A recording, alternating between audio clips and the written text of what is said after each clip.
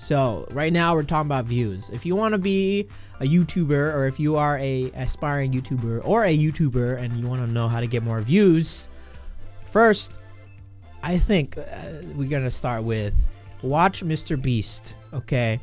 He has perfected and figured out how to make a viral video every single upload. Like literally his videos get 12 million views at least in like a day. And that's viral. I think anything more than, I don't know, like, what do you think viral is? Like more than 3 million views a day? I don't even know what viral is, honestly, anymore. Because now YouTubers have these massive subscriber bases. Yeah. So I think, let's just say it's more than 3 million a day. And okay, maybe 5 million a day in these days. So I've been watching a lot of Mr. Beast, and there are two factors to obtaining a really good video. A really viral video: average view duration and click-through rate. If you guys don't know what that is, let me elaborate. Average view duration means how much a person spends watching your video. If your video is 10 minutes long, they only watch 5 minutes, 50% duration for that person. And YouTube kind of takes everybody and kind of finds the median and the average of it. So obviously you want that to be close to 100 as possible. It's never going to be 100 because people just watch 10 seconds, click out. That's going to make it lower. But what's even better is if you have a really, really long video. Like look at Shane Dawson. All of his documentaries are about like 40 minutes long, and they probably have a high view duration. AVD is pretty high on that. So YouTube's going to push that video a lot more. So that's average view duration. Click-through ratio is another thing. Click-through ratio is the amount of time people click on your video when they see it on your suggested page or your recommended. So you watch a video, and then you have that little sidebar with random videos. What are the odds that that person will click that video? That is click-through rate. If 10 people click it out of 100, then obviously your click-through rate will be 10%. And that's pretty good. A good click-through rate is 10% or higher. So that really depends on thumbnail, I guess. Because when you look at videos, when you search videos, when you see videos on your suggested, on your recommended, the first thing you see is a thumbnail.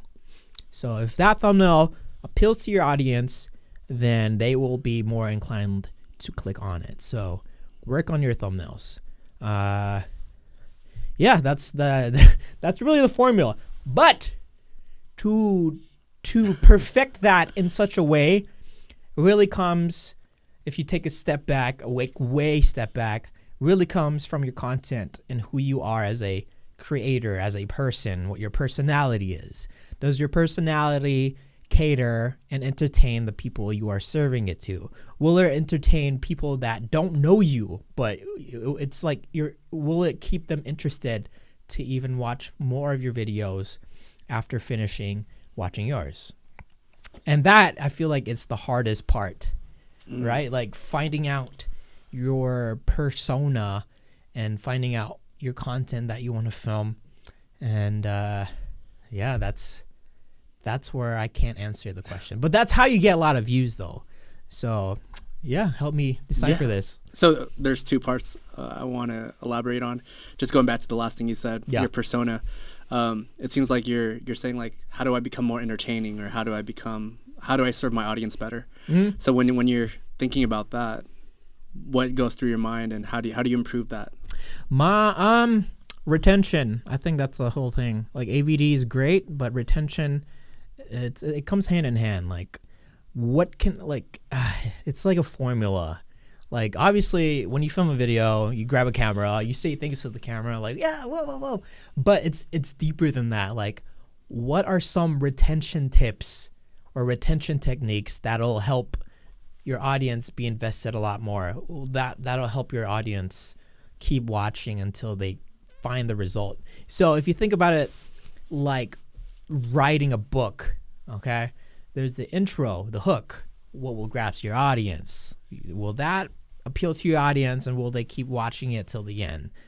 The climax happens, cut it. So the thing about average view duration, I stopped doing outros. Like thanks for watching my videos, everybody, because that's when people leave. Drop off, basically. So just don't do an outro. Just cut it. Like, just say, all right, thanks for watching. Boom. And that'll really improve your average view duration. And yes, it did work. People watched more and more because rather than saying bye for 30 seconds or whatever, people don't watch that 30 seconds and might as well just cut it off, and then it helps. And then they would go to the next video. Yeah, and then they keep watching, yeah. The second part of what you shared earlier was thumbnails. Yeah. How would you go about looking at your CTR and your thumbnails through analytics so you could see like the patterns of which thumbnails work the best for you? Yeah, so just look at your views for that video, I guess, and your CTR. I mean, take advantage of your analytics, I guess, and look at your CTRs for the video. If it's under 10, change up your thumbnail and then revisit that analytic like a week after to see if it did better. If not, then just keep changing it over and over. Sometimes, you get to a point where nothing works. Well, just forget about it and just move on to the next thing, but it's worth a try. I mean, obviously your video is going to do a lot better in the beginning than it will do like a week later, a month later. But there is this thing called evergreen content, meaning YouTube brings older videos for some reason and puts it to people's recommended and suggested page, which is great. For those videos, if you want your video to be evergreen content, I feel like you really gotta, put your heart and soul into, your metadata, your description, your titles, your thumbnail. So always be 100% about, those statistics and those metadata, because sooner or later, I mean, it might happen, it might not, but YouTube will just bring it back up, 2 years down the road. Like, oh, well, this is cool. I don't know. The algorithm's weird. And YouTube tends to do that at times. You know what I was thinking about when you were talking about evergreen? Yeah. Is 10 things not to do trick-or-treating. Yeah. I feel like that would be recommended every time around Halloween. Yeah, that's why people like artists, the goal is to make a really popular like Christmas song. Like Mariah Carey, she's set evergreen content. That's a good example.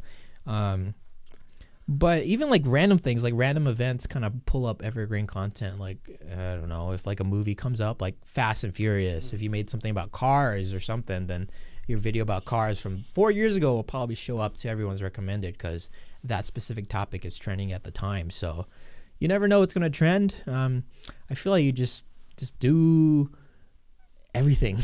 Like my channel, I just kind of just do everything. Like it's not just one particular theme or one particular content.